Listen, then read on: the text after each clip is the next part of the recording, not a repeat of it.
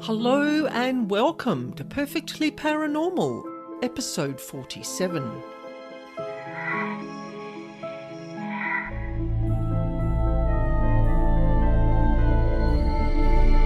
My name's Annaschmidt, and I'm here every week to share with you true paranormal encounters and information about devils, demons and dark energy beings that no one else talks about.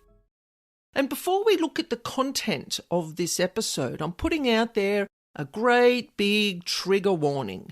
And anything that you hear today that may trigger you, please see your doctor or your mental health professional, because we're going to be delving into satanic contracts, substance abuse to the extreme, self-harming, and more on tattoos with dark embedded intentions. And we've also got some extra content about what you think is just marijuana might not be. So stay to the end to hear this young man's experiences with tampered marijuana. Now, all this that we talk about today is coming from the mouth of a young man at the age of 19. And he openly shares how the darkness nearly drove him to suicide, and how he survived their continuous attempts to establish more and more control over his mind and his behaviours, until one day when it all changed for the better. Okay, I'd like to welcome Hilly the poet here with us today. He's been going through some really tough things in his life, and we've done some work together which I think has really helped him to see a different perspective. And he would like to share choices that he made that he wish he hadn't made all those years ago. So I'm going to hand over to you, Hilly. How are you today? Yeah, I'm feeling good. Thank you, Anna. Today, what I wanted to do with Anna and her podcast is take an opportunity to bring a bit of an awareness to a certain subject that I haven't heard much conversation in our society. You know, I haven't heard many people talk about the things I went through or the things that many other people in our society may be going through. I'm very thankful to be here, Anna. Thank you for inviting me. I'm really pleased to have you here because you were such a young man at the age of 19 and so wise and open to looking at different perspectives on life. So would you like to tell us about that rather interesting tattoo that you have on your left forearm? I would love to talk about that. Yeah, I guess I'll start with the idea when it first ever popped into my head. I was 17 and it was my 18th birthday, so I wanted a tattoo. It took me a long time deciding what I wanted. It took me a lot of, oh, but is that me? Oh, but is that me? And I stumbled across this wording, made in hell. And I thought, well, everyone says I'm like a devil, do crazy spontaneous stuff. I look a little bit wild with my hair. I collect skulls and bones and you know, I make all this dark music and I'm all dark all the time and stuff. And I'm like, okay, well, I guess that describes me. So go in my 18th birthday, $150 later, and it's on my arm for the rest of my life. 2 months later, I'm craving that feeling again. I want the pain of the needle on my skin. I want something else. Defining the devil. I see it and I think made in hell. Yeah, I want something else. So I go back to the same studio, not the same tattoo artist, different tattoo artist, but same studio. And I get these 3 devils on my arm. And back then I thought 3 devils, they look cool. But now I look at them with a bit of a different approach and different angle. Still gives me goosebumps and makes me kind of like get all weird, you know. I think I made that choice. I don't think I made that choice. Do you want to tell us your perspective of living with that tattoo and some of the other choices that you've made that kind of, I think, led you to getting that tattoo put on your arm? Yeah. Well, I suppose as a young boy, when I was in primary school, grade 5, I would often get bullied by my fellow classmates, and not bullied in the way of pushing me around and picking on me and saying things. In the way of leaving me out, I didn't have a friend. So as I went to high school, that problem kind of continued. I didn't have a friend. I never had any friends. And so I found this one friend. I won't say his name. I'll call him John for now. Yep. John, he said to me, have you ever looked into devil worship and demon summoning? And I said, well, no, not really. He said, I'm not too sure if this is going to work, but what you do is you draw a pentagram and you put a few symbols around it. And he told me to look up on the internet a photo. So I did. I copied it, did a bit of a ritual, to the devil, saying to A, summon a demon, and B, to take my soul in order to give me fame in not just music, but in life, in fame in everyone's eyes, for them to look at me and think he's just the guy kind of thing. That was the first time I ever did it, and I didn't know if it worked, so I did it again. And I didn't know if it worked, so I did it again. And I did it again and again and again, until I just didn't know if it worked or not, until I met you. Can I just say, after you did that ceremony, did that ritual, you're saying that it didn't work. What did you expect to see, feel? How did you think it was going to affect you? See, I didn't know. I honestly thought I might have some weird dreams. I thought I might lose touch with who I was, but I never felt like I did. I never felt like anything changed. But now I look back, something did. I just didn't notice. Yeah. So when did this dark figure that I actually removed, it wasn't one, I think it was 5 or 6, because demonic beings, they never ever travel alone. They're always in groups. So there was a group of 5 or 6 that had attached themselves to you because of the intention that you put out. Because you were vulnerable at that stage and you really felt lost and alone and no one giving you attention. And you thought that with a little bit of this dark help, you might get what you needed. This dark being that attached to you and that you were telling me about, you were feeling something was following you. Can you tell us a bit about that? Okay, well, this was really weird because I was not scared. I was not, oh, there's a ghost, oh, there's a spirit, oh, there's something bad. It was simply, something's here. Something's in the room. I feel it. The energy has changed. I would be down in my shed, the shed that I claimed as my own place of sanctuary. Me and my friend would be down there partaking in, You can talk about it. That's what we're here for today. Partaking in marijuana. We would all of a sudden just be sitting on our phones talking and then go, whoa, did you feel that? And then, yeah, this feels darker in here, doesn't it? It feels heavier. And I'd say, yeah. And then before you'd know, you'd hear a crunch, like it was someone was like, or in the wall coming up to the door, and you just know, you would just know. It's hard to explain. And then there'd be times where I would be in bed going to sleep. All of a sudden, someone is standing behind me watching me. So I have to turn around and look. I just have to. I'm in the shower, washing my hair, close my eyes. There is someone watching me. As a human, when there is someone watching you. You can feel it, the tingle in your spine, your goosebumps, there's someone there. So I open my eyes and lo and behold, there's no one there. But there is someone there, and I always knew there was. It just, yeah. Yeah. And that occurred to you about grade 5, grade 6 is when you put out that intention to the darker realm. How old were you? I would have been about 12. How old are you now? I'm 19. Okay, so you put out the intention, and I'm not pointing the finger at you, I'm sort of outlining this for the people that are listening. Yep. Hilly the poet put out an intention 7 years ago to connect with the dark realm. They heard and they came.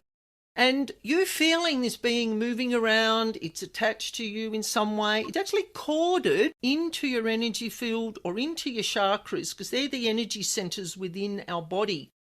So that intention attracted these beings. Now you might see it as one, but they're usually more than one, like I explained earlier.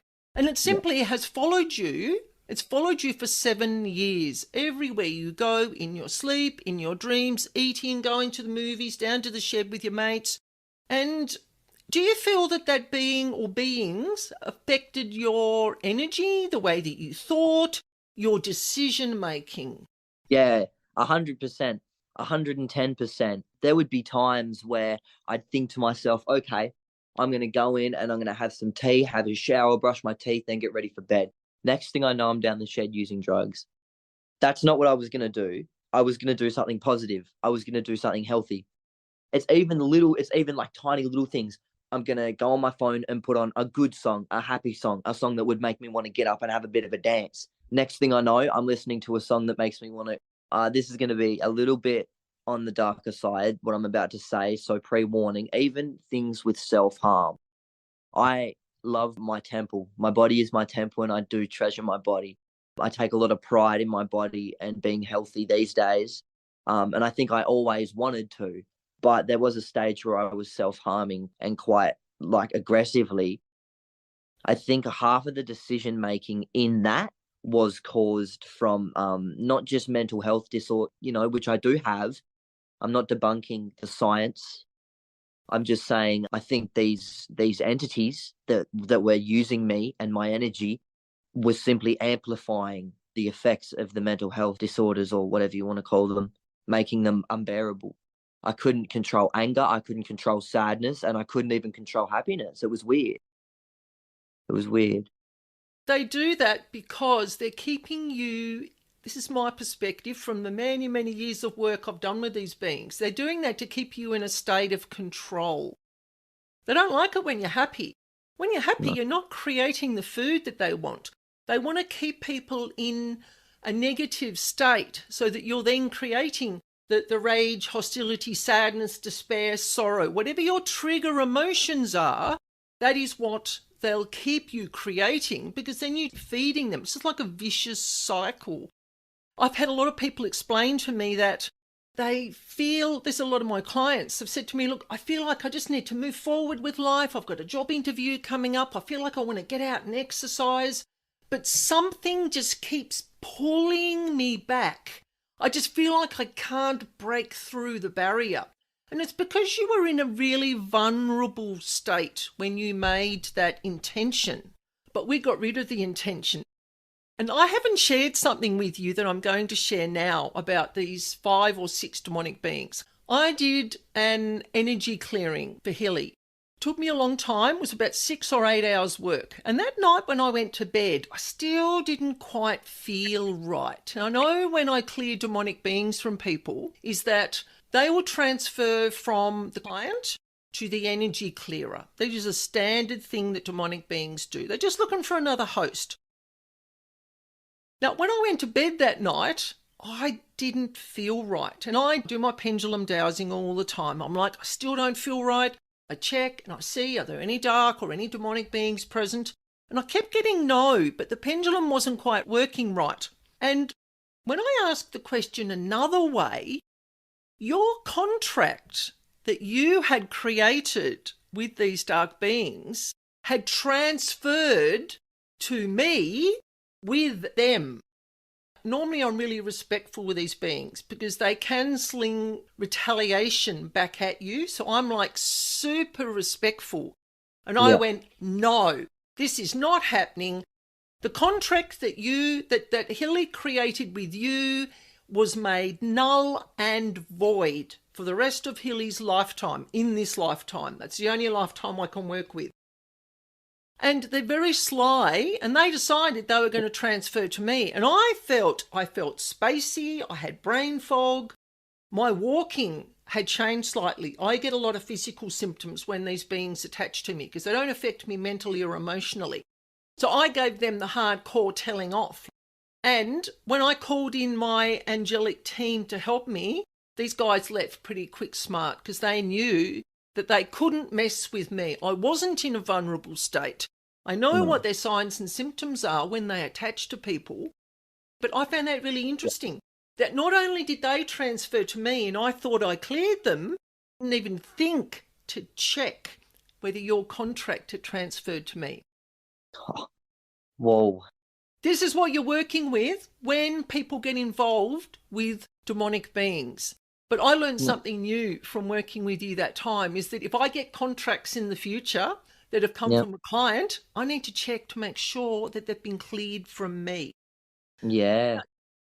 Do you feel that there was a connection between your long-term substance abuse and these demonic level beings? Did your substance abuse start when you made that contract? Yes. Yep.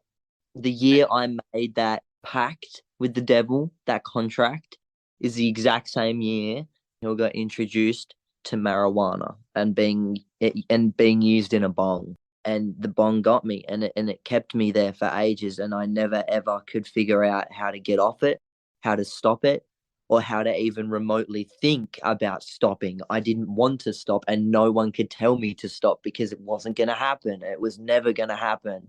You have no idea. It was literally my life. It wasn't just a drug I did, it was my life. And Yeah. then all of a sudden, one day, I thought, no, I'm not doing this anymore. I thought, I'm not doing this anymore. I want to move on, and I am not going to be some lazy stoner sitting down a shed just smoking weed, like losing my money. Like I had no money. So I was like, I'm not doing this anymore. I just couldn't quit. I couldn't quit. It was like that guy you told me you did an energy clearing. I know you know who I'm talking about. You told me about him, and I thought, God, that's relatable because I want to get off this. I have the tools to get off this, and I can't. Yeah. And it was getting worse. I was starting to use other drugs such as MDMA, pharmacy grade cough syrup, codeine, ketamine, just horrible drugs that 18, 19-year-olds shouldn't be even thinking about using.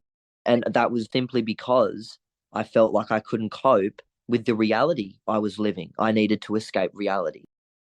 Did you feel that that was you creating those thoughts, or was it something else telling you that your reality wasn't, how can I put it, Worth it.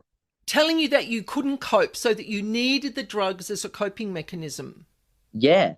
Yeah. It was 100% clouding my judgment and my perception on my family, the world around me, my friends, my choices, my hobbies, stripped me bare of my personality in a way. I remember I stopped making the music I wanted to make. I stopped skating. I stopped doing my art. I stopped playing games, online games with my friends. I stopped communicating to my friends. I started snapping at my friends. I stopped accepting help. That's a big one. People would come to help me. Even when we first started talking, I remember I was getting thoughts in the back of my head of, don't go through with this, get her to, but that's not what I wanted. That's obviously what they were telling me, and became more aware Yeah. when we did start talking and you started giving me an idea. Yep. I became more aware of what it was telling me, when it was telling me it, and why. And this is why we're talking about this today, is because I always bang on about how dark and especially the demonic level beings can affect people's thinking, Yeah. especially vulnerable people who've had a lot of trauma in their lives. They're just worn down. And as you were talking just then, I was feeling that they were wearing you down in such a way that one day you may have even taken your life if you'd got to that totally vulnerable stage. Right before we met, I made a very regrettable choice of trying to put myself into a coma. And when I say that, it sounds stupid, but I was physically hitting myself. And I remember I kept saying, like in my head, stop, like you need to stop doing this to yourself, stop it. But I couldn't. I was hysterical. I was screaming. I was frantic. I was uncontrolled. There's been many other times as well where I've like, yeah, I don't know. I don't really want to like describe it in a graphic way, but I'll just say where yeah, I was close to maybe making a choice to where I would not have come back from. Yeah. And you know what? Since we've been talking, like I haven't seen Hilly the poet for many, many years. I knew him when he was very young. I worked with him in the education system. And when he came back into my life, it was like that person that put us together again. She's your angel. Like she has sent you to me because she knew she can see the goodness in you. And I Yeah. know it's there. You're 19, right? And you are Yeah. so wise. You have so much wisdom to offer. You have survived taking all those drugs that I can't even repeat the names of. Someone was looking after you, like your higher vibrational support network, your angels, guardian angel, whatever you want to call it. They were looking after you because you have a message. You have something to share through your music. And as you get older and you get into the workforce and you choose a career where you can actually share what you have been through and help other people not to make those decisions as easily and help them to look for alternatives. I mean, I look at you and I just want to reach out and just give you a great big hug because I feel you're just so wise. Wise is the word that keeps coming to me. People your age don't often speak the way that you do about wanting life change. A lot of people get to 40 and all of a sudden it slaps them in the face and they go, oh my God, I don't like my life. You're doing that at half that age. I'm really, really proud of you for coming on today, talking about your experiences, being willing to share and be vulnerable so that other people can see some of the things that you've gone through and how you're still here. You know, you're still here because you want something better. I would love to see what you're going to be doing in the future with your music. Now, I want you to tell us about what you do as a creator. All right. So basically, I started off making rap. I thought, well, this is fun. This is cool. And then I learnt the art of death metal screaming. So like Metallica, AC/DC, stuff like that. I learnt that, and then I incorporated that into my music. And now I've gone, rap it all. Forget about it. Don't rap. Don't scream. Just do something that's going to make people appreciate the world around them. I want to make music that you listen to and go, hell yeah, I'm going to go and walk on the beach. You know, I want you to listen to my music and think, I'm going to sit in the sun. I'm going to walk the dog. I'm going to play with my kids. I want motivation music, you know? I don't want negative music anymore.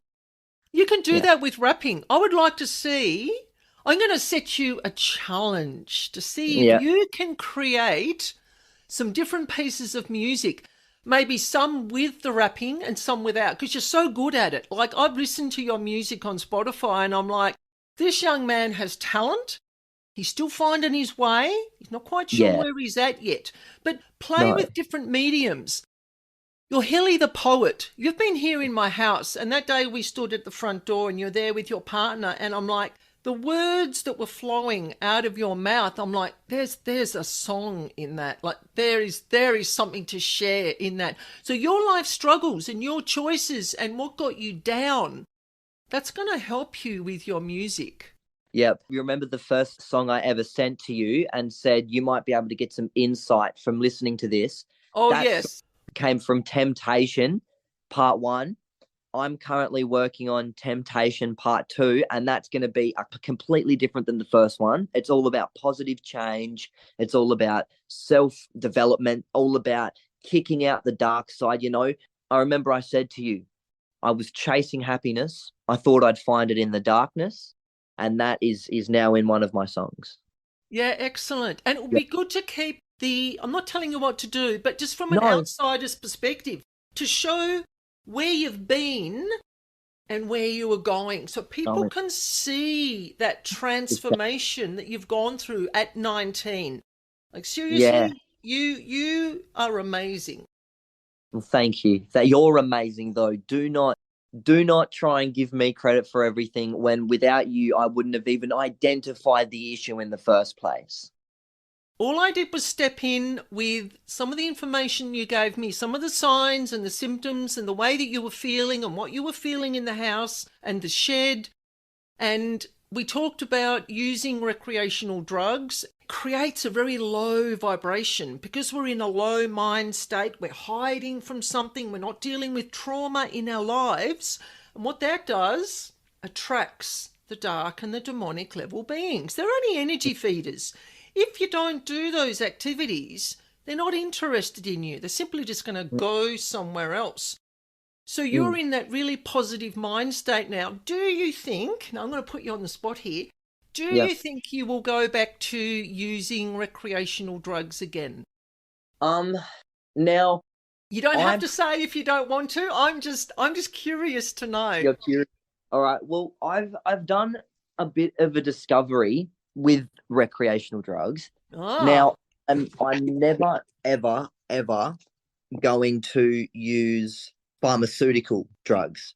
Never MDMA, like I said, never any pill. But I have this belief And it's not a belief that I have through using drugs. It's a belief I have through research and science. Marijuana was put on this earth by the higher power. It is a plant. And I believe mushrooms, psilocybin mushrooms, are also in that category. They are a plant. They are here. They were put here for a reason. And I am interested in knowing what that reason is. And I don't mean in using that substance every morning, using that substance to deal with your past traumas, or even using that substance every day, every week. I'm talking, let's figure out the benefits of CBD oil and what they do for old people's hands and their joints and people's seizures and autistic kids. Let's figure out what psilocybin mushrooms do for the pineal gland and the chakras and meditation and yoga and depression. You know, I think it's a much wider question. Not what you asked me. I think in general, what we need to ask ourselves.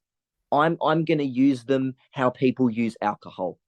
People drink alcohol out with their friends. I'm going to smoke a bit of weed with my friends, but that I'm never, ever, ever going to wake up and have a bong ever again. Good for you. Now, I don't condone what you're doing simply because I don't believe in it, but we all have our own opinions about what these things are about. I would like to ask if in 12 months' time I can do another energy clearing for you and see what's present, if there's any recreational drug residue, where you're at with your emotions. Yeah. And this will give you some insight. If you would start attracting paranormal beings to you again, is it, and this is just a question, not a judgment, is it because of the recreational drugs? So that's what I'd like to set for us as a 12-month plan, is that these beings are attracted to people that use recreational drugs, right? I'm not a doctor, and I'm stipulating that very strongly. I'm not a doctor. I'm not medically trained. My opinion is purely energetic and experiential from what I've seen with my clients. I'm going to just say this one little tiny story. I walked into a lady's house down near Signet, and I didn't know at the time that she was quite a strong mushroom and marijuana user.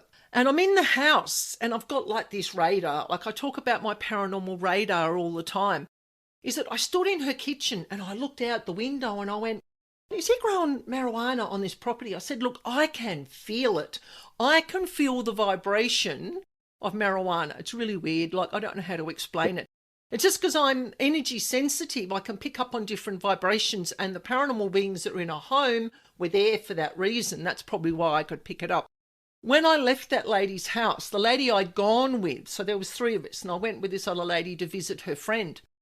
She said to me, where I was standing in the kitchen looking out the window, right next to that window, she had like a little shelf. On that shelf, she had her marijuana in peanut butter jars, and she had her mushrooms sitting on the shelf as well, hidden in some other container. So even though they're natural drugs, I still don't condone them. They put out a vibration that attracts the paranormal beings. So I don't say that to frighten people. I just find it's a fact from an energy clearer's perspective.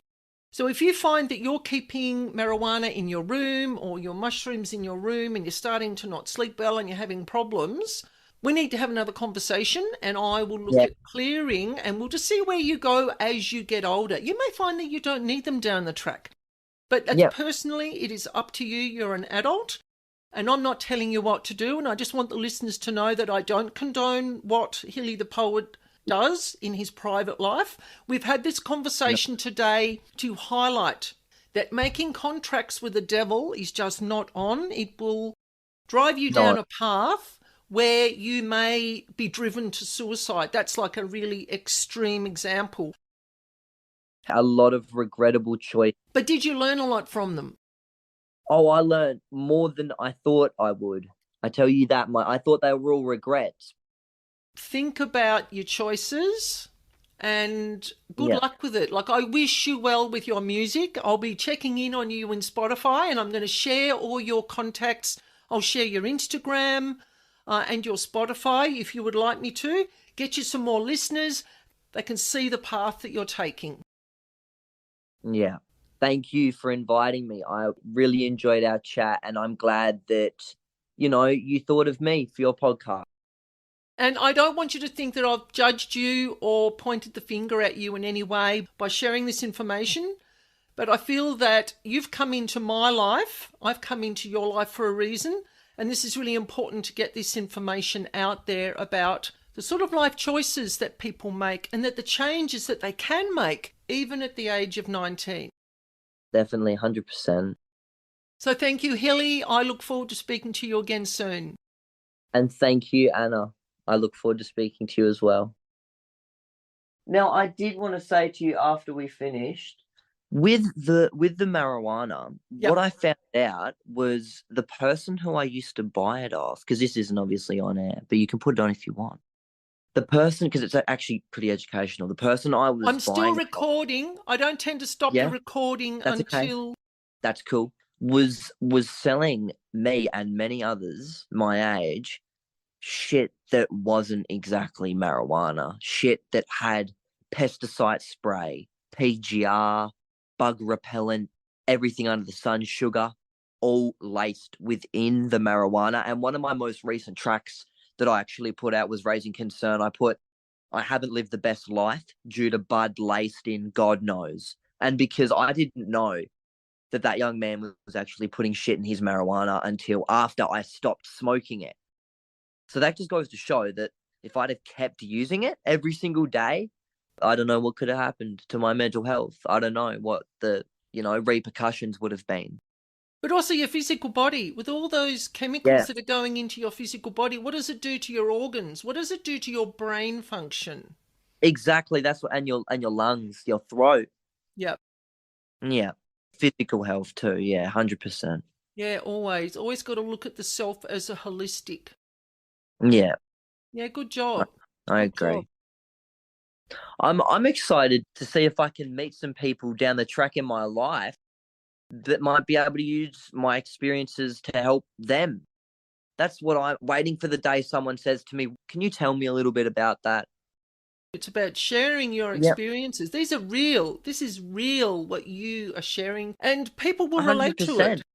I mean, 20-year-olds will relate to it. 40-year-olds will relate to it. Parents that are seeing their kids going through possible drug usage or maybe satanic practices will get an idea about where their kids are at and getting them help. One bit of advice for parents out there is look at what your kids are writing on their skins. As a kid, I used to get pens and write a lot on myself. And I look back now, and the things that I used to draw on my hand on paper in school really did reflect what was going on inside my head. Oh, and don't forget, if you like the content of this podcast and you don't want to miss any future episodes, please subscribe. And you can share with your friends so we can get the message out there. I would really appreciate it. So in episode 48, we have a local friend of mine called Jacqueline who would like to share her experiences about her cat Axel, who is now in spirit form, and the communications that she had with him, and how a local pet medium was able to accurately answer her questions about how Axel sees the afterlife, and does he still visit her at home. This is a fascinating inside look into the life of pets on the other side. So thank you for joining me today. And don't forget, if you want to share a paranormal experience just with myself, or you would like me to share one of your experiences through my podcast, you can do a voice recording, or you can write out your experience and I will read it exactly as you have written. You can email me at spiritualbeing44@gmail.com. And for information on paranormal house clearing, you can visit my website, Spiritual Being. You will find the address in the description box. And I look forward to sharing this spooky space again with you next week. And remember, life is perfectly paranormal.